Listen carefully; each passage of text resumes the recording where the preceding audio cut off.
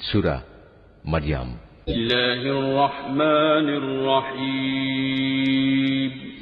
রহমান রহিম আল্লাহ তাআলার নামে। ইয়া আইন সাদ। হে নবী, এ হচ্ছে তোমার মালিকের অনুগ্রহের কথাগুলো স্মরণ করা, যা তিনি তার এক অনুগত বান্দা জাকারিয়ার উপর প্রেরণ করেছিলেন।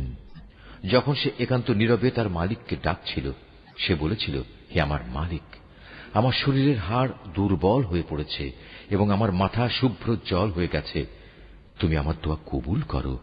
হে আমার মালিক, আমি তো কখনো তোমাকে ডেকে ব্যর্থ হইনি। আমার মৃত্যুর পর আমি আমার পেছনে পড়ে থাকা আমার ভাই বন্ধুদের দিনের ব্যাপারে আশঙ্কা করছি। অপরদিকে আমার স্ত্রী হচ্ছে বন্ধ্যা, সন্তান ধারণে সে সক্ষম নয়। তাই তুমি একান্ত তোমার কাছ থেকে আমাকে একজন উত্তরাধিকারী দান করো, যে আমার উত্তরাধিকারিত্ব করবে ইয়াকুবের বংশের। হে আমার মালিক, তুমি তাকে একজন সন্তোষভাজন ব্যক্তি বানাও। আল্লাহ তাআলা বললেন, হে জাকারিয়া, আমি তোমাকে একটি ছেলে হওয়ার সুখবর দিচ্ছি। তার নাম হবে ইয়াহইয়া। এর আগে এ নামে আমি কোনো মানুষের নামকরণ করিনি। সে বলল, হে আমার মালিক, আমার ছেলে হবে কিভাবে? আমার স্ত্রী তো বন্ধ্যা এবং আমি নিজেও এখন বার্ধক্যের শেষ সীমানায় এসে উপনীত হয়েছি। আল্লাহ তাআলা বললেন, হ্যাঁ, এটা এভাবেই হবে। তোমার মালিক বলছেন, এটা আমার জন্য নিতান্ত সহজ কাজ। আমি তো এর আগেও তোমাকেও সৃষ্টি করেছিলাম যখন তুমি কিছুই ছিলে না। সে বলল, হে আমার মালিক, আমাকে এজন্য কিছু একটা নিদর্শন বলে দাও। তিনি বললেন, হ্যাঁ, তোমার নিদর্শন হচ্ছে সুস্থ থেকেও তুমি ক্রমাগত 3 রাত মানুষদের সাথে কোন রকম কথাবার্তা বলবে না। অতঃপর সে কামরা থেকে বেরিয়ে তার জাতির লোকদের কাছে এলো এবং ইশারা ইঙ্গিতে তাদের বুঝিয়ে দিল, তারা যেন সকাল সন্ধ্যা আল্লাহ তাআলার পবিত্রতা ও মহিমা ঘোষণা করে। এরপর একসময় ইয়াহিয়া জন্ম হল। সে যখন বড় হল, তখন আমি তাকে বললাম, হে ইয়াহিয়া, আমার কিতাবকে তুমি শক্ত করে ধারণ করো। আসলে আমি তাকে ছেলেবেলায় বিচার বুদ্ধি দান করেছিলাম। সে আমার একান্ত কাছ থেকেই হৃদয়ে কোমলতা ও পবিত্রতা লাভ করল। সে ছিল আসলেই একজন পরহেজগার ব্যক্তি। তদুপরি সে ছিল পিতামাতার একান্ত অনুগত, কখনো অবাধ্য ও নাফরমান ছিল না। তার প্রতি শান্তি বর্ষিত হয়েছিল যেদিন তাকে জন্ম দেওয়া হয়েছে। শান্তি বর্ষিত হবে সেদিন যেদিন সে মৃত্যুবরণ করবে এবং যেদিন পুনরায় সে জীবিত হয়ে পুনরুত্থিত হবে। নবী, এ কিতাবে মারইয়ামের কথা তুমি তাদের স্মরণ করিয়ে দাও, বিশেষ করে সেই সময়ের কথা যখন সে তার পরিবারের লোকজনদের কাছ থেকে আলাদা হয়ে পূর্ব দিকের একটি ঘরে গিয়ে আশ্রয় নিয়েছিল। অতঃপর লোকদের কাছ থেকে নিজেকে আড়াল করার জন্য সে পর্দা করল। আমি তার কাছে আমার রূহ জিবরাইলকে পাঠালাম। সে পূর্ণ মানুষের আকৃতিতে তার সামনে গিয়ে আত্মপ্রকাশ করল। সে বলল, হে আগত ব্যক্তি, তুমি যদি আল্লাহ তাআলাকে ভয় করো, তাহলে আমি তোমার অনিষ্ট থেকে দয়াময় আল্লাহ তাআলার কাছে পানা চাই। বলল, আমি তোমার মালিকের পাঠানো দূত। আমি তো এজন্য এসেছি যেন তোমাকে একটি পবিত্র সন্তান দিয়ে যেতে পারি। সে বলল, এ কি বলছো তুমি? আমার ছেলে হবে কিভাবে? আমাকে তো আজ পর্যন্ত কোনো পুরুষ স্পর্শও করেনি, আর না আমি কখনো অসতী ছিলাম। সে বলল, হ্যাঁ, এভাবেই হবে। তোমার মালিক বলছেন, তা আমার জন্য খুবই সহজ কাজ এবং আমি তাকে মানুষদের জন্য কুদরতের একটি নিদর্শন ও আমার কাছ থেকে অনুগ্রহ তুল্য একটি মানুষ বানাতে চাই। মূলত এটা ছিল আমার পক্ষ থেকে এক স্থিরীকৃত ব্যাপার। অতঃপর সে তাকে গর্ভে ধারণ করল এবং তাকে সহ দূরে কোনো এক জায়গায় চলে গেল। তারপর প্রসব বেদনা তাকে আশ্রয়ের জন্য এক খেজুর গাছের নিচে নিয়ে এলো। সে বলল, হায়, এর আগে যদি আমি মরে যেতে পারতাম, তাহলে এই কষ্ট আজ আমার সইতে হতো না এবং আমি যদি মানুষদের স্মৃতি থেকে সম্পূর্ণ বিস্মৃত হয়ে যেতাম। তখন একজন ফেরেশতা তাকে তার নিচের দিক থেকে আহ্বান করে বলল, হে মারিয়াম, তুমি কোন রকম দুঃখ করো না। তোমার মালিক তোমার পিপাসা নিবারণের জন্য তোমার পাদদেশে একটি পানির ঝর্ণা বানিয়ে দিয়েছেন। তুমি এই খেজুর গাছের কাণ্ড তোমার দিকে নাড়া দাও, দেখবে তা তোমার উপর পাকা ও তাজা খেজুর ফেলছে। অতঃপর মজা করে এ গাছের খেজুর খাও এবং এই ঝর্ণার পানীয় পান করো এবং সন্তানের দিকে তাকিয়ে তোমার চোখ জুড়াও। ইতিমধ্যে যদি তুমি মানুষদের কাউকে দেখো, তাহলে বলবে, আমি আল্লাহ তাআলার নামে রোজার মান্নত করেছি। এ কারণে আমি আজ কোন মানুষের সাথে কথা বলবো না। অতঃপর সে তাকে নিজের কোলে তুলে নিজের জাতির কাছে ফিরে এলো। লোকেরা তার কোলে সন্তান দেখে বলল, হে মারিয়াম, তুমি তো সত্যি এক অদ্ভুত কাণ্ড করে বসেছ। হে হারুনের বোন, এ কি করলে তুমি? তোমার পিতা তো কোনো অসৎ ব্যক্তি ছিল না, তোমার মাতাও তো চারিত্রিক দিক থেকে কোনো খারাপ মহিলা ছিল না। সবাইকে তার কোলে শিশুটির দিকে ইশারা করে বলল, তোমাদের যদি কিছু জিজ্ঞেস করার থাকে তাহলে একেই জিজ্ঞেস করো। তারা বলল, আমরা তার সাথে কিভাবে কথা বলবো যে এখনো দোলনার শিশু? এ কথা শুনেই সে শিশু বলে উঠল, হ্যাঁ, আমি হচ্ছি আল্লাহ তাআলার বান্দা। তিনি আমাকে কিতাব দিয়েছেন এবং আমাকে তিনি নবী বানিয়েছেন। যেখানেই আমি থাকি না কেন তিনি আমাকে তাঁর অনুগ্রহ ভাজন করবেন। তিনি আমাকে নির্দেশ দিয়েছেন যতদিন আমি বেঁচে থাকি ততদিন যেন আমি নামাজ প্রতিষ্ঠা করি এবং যাকাত প্রদান করি। আমি যেন মায়ের প্রতি অনুগত থাকি। আল্লাহর শুকর, তিনি আমাকে নাফরমান করে পয়দা করেননি। আমার উপর ছিল আল্লাহ তাআলার পক্ষ থেকে বিশেষ শান্তি যেদিন আমি জন্মগ্রহণ করেছি। শান্তি থাকবে সেদিন যেদিন আমি আবার মৃত্যুবরণ করব এবং মৃত্যুর পরে যেদিন জীবিত অবস্থায় পুনরুত্থিত হব। এ হচ্ছে মারিয়াম পুত্র ঈসা এবং এ হচ্ছে তার আসল ঘটনা। জানিয়ে তারা অযথাই সন্দেহ করে। তারা বলে, সে আল্লাহ তাআলার সন্তান, কিন্তু সন্তান গ্রহণ করা আল্লাহ তাআলার কাজ নয়। তিনি এ থেকে অনেক পবিত্র। তিনি যখন কোনো কিছু করতে চান তখন শুধু বলেন হও এবং সাথে সাথেই তা হয়ে যায়। অবশ্যই আল্লাহ তাআলা আমার মালিক এবং তোমাদেরও মালিক। অতএব তোমরা সবাই তাঁরই গোলামি করো, আর এটাই হচ্ছে সহজ ও সরল পথ। এরপর তাদের দলগুলো নিজেদের মাঝে মারিয়াম পুত্রকে নিয়ে নানা মতানৈক্য সৃষ্টি করল। অতঃপর যারা আল্লাহ তাআলার ঘোষণা অস্বীকার করল তাদের জন্য রয়েছে এক কঠিন কিয়ামতের দিনের দুর্ভোগ। যেদিন এরা আমার সামনে এসে হাজির হবে সেদিন তারা ভালো করেই শুনবে এবং ভালো করেই দেখতে পাবে। কিন্তু আজ এই জালেমরা না শোনা ও না দেখার ভান করে সুস্পষ্ট গুমরাহিতে নিমজ্জিত হয়ে আছে। হে নবী, সেই আক্ষেপের দিনটি সম্পর্কে তুমি এদের সাবধান করে দাও, যেদিন জান্নাত জাহান্নামের ব্যাপারে চূড়ান্ত সিদ্ধান্ত হয়ে যাবে।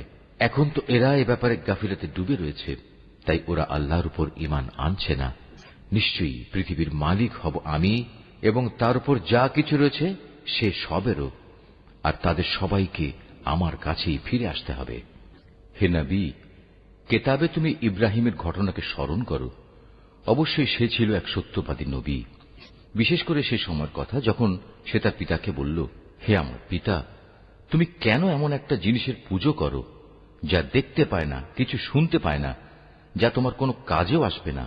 হে আমার পিতা, আমার কাছে আল্লাহ তাআলা সৃষ্টি রহস্য সম্পর্কে যে জ্ঞান এসেছে তা তোমার কাছে আসেনি। অতএব তুমি আমার কথা শোনো, আমি তোমাকে সঠিক পথ দেখাবো। হে আমার পিতা, সে জ্ঞানের মৌলিক কথা হচ্ছে তুমি শয়তানের গোলামি করো না, কেননা শয়তান হচ্ছে পরম দয়ালু আল্লাহ তাআলার নাফরমান। হে আমার পিতা, আমার ভয় হচ্ছে নাফরমান শয়তানের গোলামি করলে পরম দয়ালু আল্লাহ তাআলার কোন আযাব এসে তোমাকে স্পর্শ করবে, আর এর ফলে জাহান্নামে তুমি শয়তানেরই সাথী হয়ে যাবে।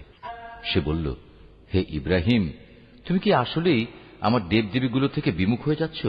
তবে শোনো, এখনো যদি তুমি এসব থেকে ফিরে না আসো তাহলে অবশ্যই আমি তোমাকে পাথর মেরে হত্যা করব। আর যদি বেঁচে থাকতে চাও তাহলে তুমি চিরতরে আমার কাছ থেকে আলাদা হয়ে যাও। সে বলল, আচ্ছা, তোমার প্রতি আমার সালাম, আমি তোমার কাছ থেকে আলাদা হয়ে যাচ্ছি, কিন্তু এ সত্ত্বেও আমি আমার মালিকের কাছে তোমার জন্য মাগফিরাত কামনা করতে থাকব। অবশ্যই আল্লাহ তাআলা আমার প্রতি অতিশয় মেহেরবান। আমি তোমাদের কাছ থেকে আলাদা হয়ে যাচ্ছি এবং আল্লাহ তাআলাকে বাদ দিয়ে তোমরা যাদের ডাকো তাদের সবার কাছ থেকেও আলাদা হয়ে যাচ্ছি। আমি তো আমার মালিককেই ডাকতে থাকব। আশা করি আমার মালিককে ডেকে আমি কখনো ব্যর্থকাম হব না।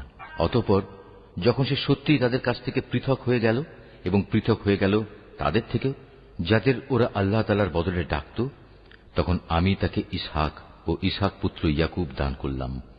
এদের সবাইকেই আমি নবী বানিয়েছি। আমি তাদের উপর আমার আরো বহু অনুগ্রহ দান করেছি এবং মানুষদের মাঝে আমি তাদের সুউচ্চ সম্মানও দান করেছি। হে নবী, তুমি এ কিতাবে মুসার ঘটনা স্মরণ করো।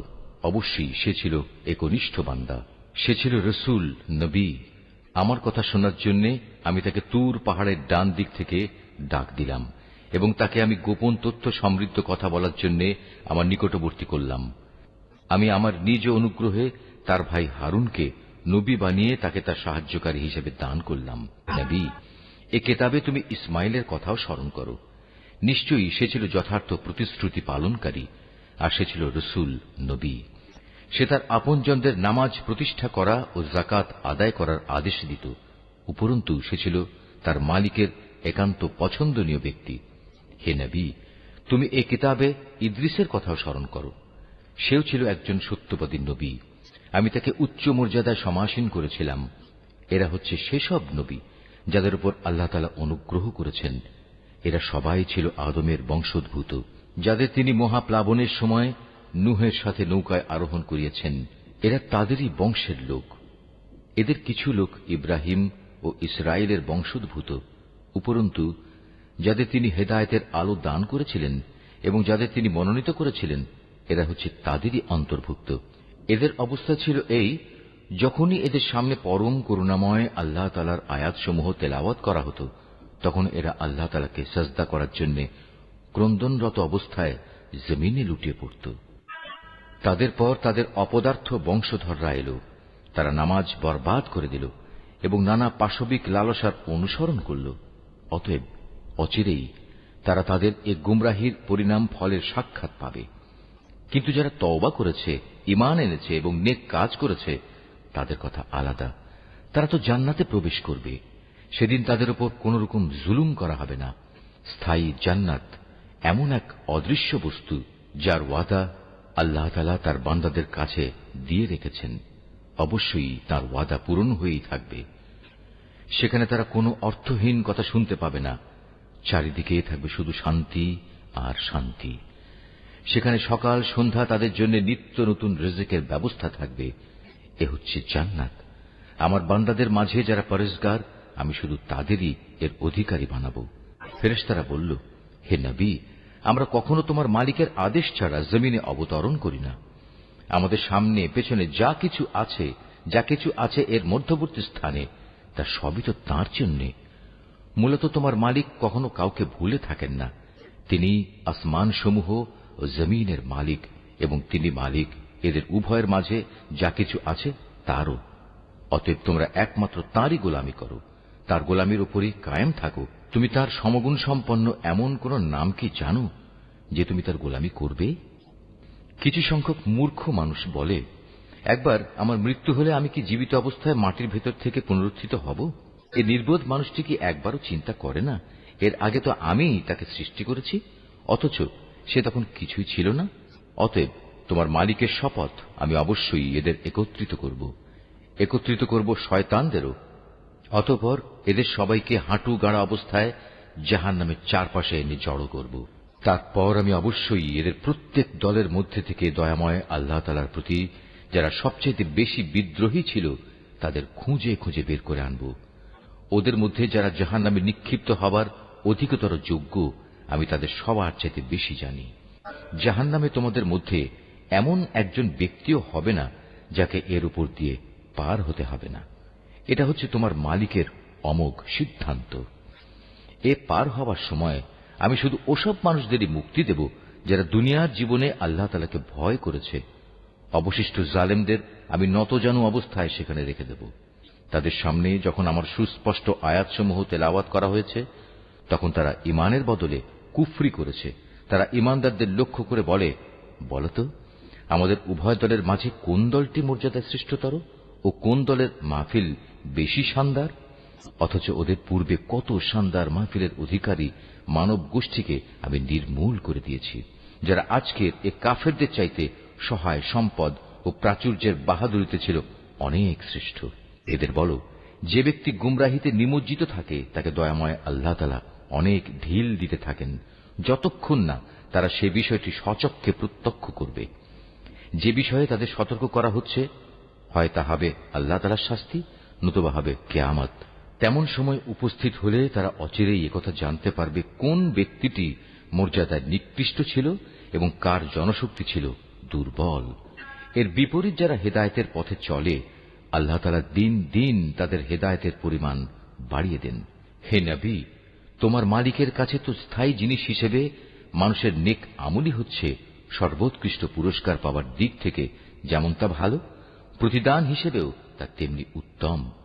তুমি সে ব্যক্তির অবস্থা লক্ষ্য করেছ কি, যে আমার আয়াতসমূহকে প্রত্যাখ্যান করে এবং ঔদ্ধত্যের সাথে বলে বেড়ায়, কিয়ামতের দিন আমাকে অবশ্যই আমার মাল ও সন্তান ফেরত দেয়া হবে। সে কি অদৃশ্য জগতের কোন খবর পেয়েছে?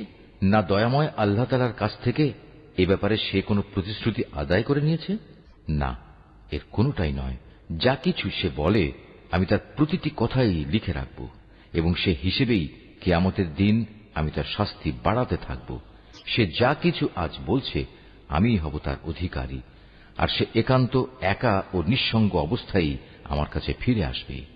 এরা আল্লাহ তাআলাকে বাদ দিয়ে অন্যদের মাবুদ বানায়, যেন এরা তাদের জন্য সাহায্যকারী হতে পারে। কিন্তু না, কিয়ামতের দিন বরং এরা তাদের ইবাদতের কথা সম্পূর্ণত অস্বীকার করবে। এরা তখন তাদের বিপক্ষ হয়ে যাবে। হে নবী, তুমি কি এই বিষয়টির প্রতি লক্ষ্য করনি আমি কিভাবে কাফেরদের উপর শয়তানদের ছেড়ে দিয়ে রেখেছি? তারা আল্লাহ তাআলার বিরুদ্ধে তাদের ক্রমাগত উৎসাহ দান করছে। অতএব তুমি এদের আযাবের ব্যাপারে কোন রকম তাড়াহুড়ো করো না। আমি তো এদের চূড়ান্ত ধ্বংসের দিনটি গণনা করে যাচ্ছি। সেদিন আমি পরহেজগার বান্দাদের সম্মানিত মেহমান হিসেবে দয়াময় আল্লাহ তাআলার কাছে একত্রিত করব, আর নাফরমানদের জাহান্নামের দিকে তৃষ্ণার্ত উটের ন্যায় তাড়িয়ে নিয়ে যাব। সেদিন কোন মানুষই আল্লাহ তাআলার দরবারে সুপারিশ পেশ করার ক্ষমতা রাখবে না। হ্যাঁ, যদি কেউ আল্লাহ তাআলার কাছ থেকে তেমন কোন প্রতিশ্রুতি নিয়ে রাখে তবে তা ভিন্ন কথা। এ মূর্খ লোকেরা বলে, করুণাময় আল্লাহ তাআলা সন্তান গ্রহণ করেছেন। তুমি এদের বলো, এটি অত্যন্ত কঠিন একটি কথা তোমরা যা আল্লাহ তাআলা সম্পর্কে নিয়ে এসেছ। এত কঠিন কথার কারণে হয়তো আসমান ফেটে পড়ার উপক্রম হবে, জমিন বিদীর্ণ হয়ে যাবে, পাহাড়সমূহ চূর্ণ বিচূর্ণ হয়ে যাবে। এর কারণ এরা দয়াময় আল্লাহ তাআলার জন্য সন্তান হওয়ার কথা বলেছে, অথচ সন্তান গ্রহণ করা আল্লাহ তাআলার জন্য কোন অবস্থায় শোভনীয় নয়। কেননা আসমান সমূহ ও জমিনে যা কিছু আছে তাদের মাঝে কিছুই এমন নেই যা কিয়ামতের দিন দয়াময় আল্লাহ তাআলার সম্মুখে তার অনুগত বান্দা হিসেবে উপস্থিত হবে না। তিনি তার সৃষ্টি সব কিছুকে কড়ায় গণ্ডায় গুনে তার পূর্ণাঙ্গ হিসাবে রেখে দিয়েছেন। কিয়ামতের দিন এদের সবাই নিঃসঙ্গ অবস্থায় তাঁর সামনে আসবে। যারা আল্লাহ তাআলার উপর ঈমান আনে এবং নেক কাজ করে, আল্লাহ তাআলা অচিরেই তাদের জন্য ভালোবাসা সৃষ্টি করে দেবেন। আমি তো এ কোরআনকে তোমার ভাষায় সহজ করে নাজিল করেছি, যাতে করে তুমি এর দ্বারা যারা আল্লাহ তাআলাকে ভয় করে তাদের জান্নাতের সুসংবাদ দিতে পারো, এবং দ্বীনের ব্যাপারে যে জাতি খামাখা ঝগড়া করে তুমি তাদেরও এ দিয়ে সাবধান করে দিতে পারো। তাদের আগেও আমি বহু মানব গোষ্ঠীকে ধ্বংস করে দিয়েছি। এদের কোন রকম অস্তিত্ব কি তুমি এখন অনুভব করো, না শুনতে পাও এদের কোন ক্ষীণতম শব্দ?